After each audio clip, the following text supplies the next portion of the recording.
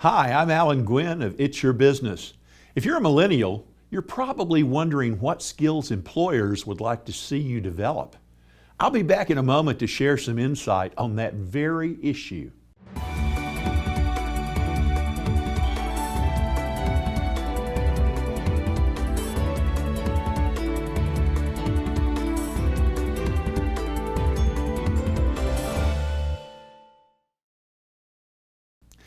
Often, I'm asked what are the most important skills that young people can develop to make them the most valuable in the workplace. Let's look at that on today's program. So what skills do millennials need and what should they develop? Allow me to offer the three things that I feel are critical for their development. First is the ability to successfully problem solve.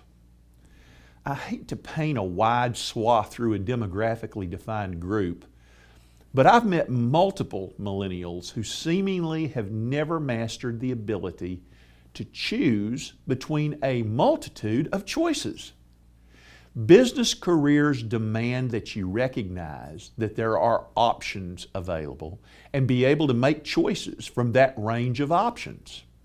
Now, adults generally realize that life rarely gives us black and white decisions. And the choices that you make in that competitive job you hold offers a great example. It's the rare job that allows you to pick from only two choices, either A or B, and get through that decision and choice successfully. You have to be able to choose between A, B, C, D, and none of the above, or all of the above. I personally believe that often the fact that options are not measured, hence decisions are not made, is a direct result of the group of young adults not having been challenged in school, and I speak from both work and personal experience because my own millennial children were not challenged. But that's another argument for another time. What is critical is that they become able to make decisions logically and correctly for the job that they fill. Secondly, millennials need the ability to negotiate. How many of us could not get along in business or in life if we didn't possess the ability to negotiate? My friend Dr. Brent Lundell has written several books about negotiation, each one better than the last. And he's focused these books on real life experiences. His premise is that negotiation is something learned and that better and more focused practice can make you a better negotiator. But if you can't negotiate to start with, how would you improve and gain the experience necessary? Start small. Recognize where negotiation enters into your life.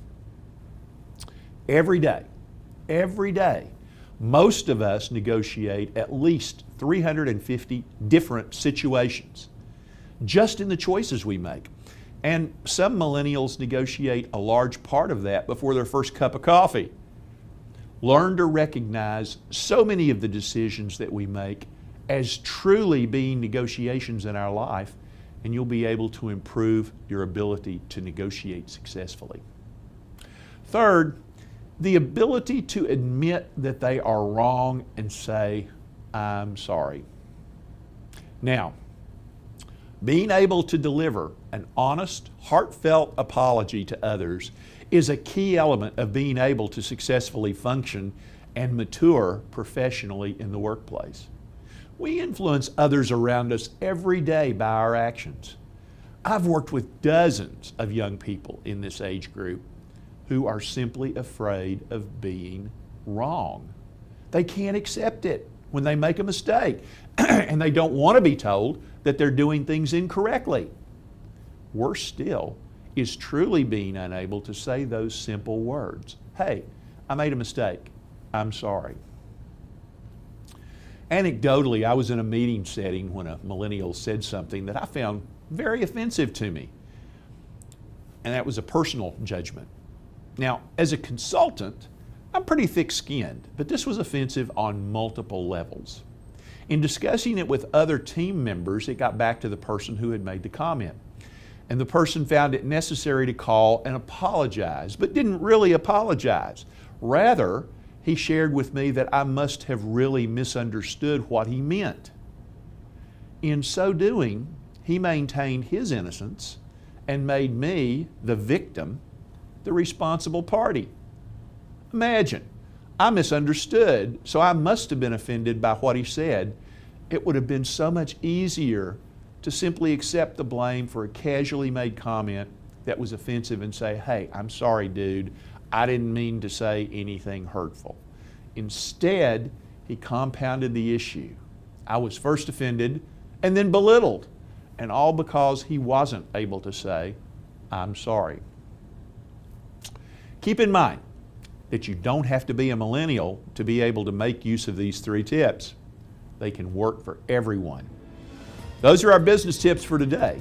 Feel free to call or text us with any questions at 800-335-9269 or email us at agwin@thegwinconsultancygroup.com.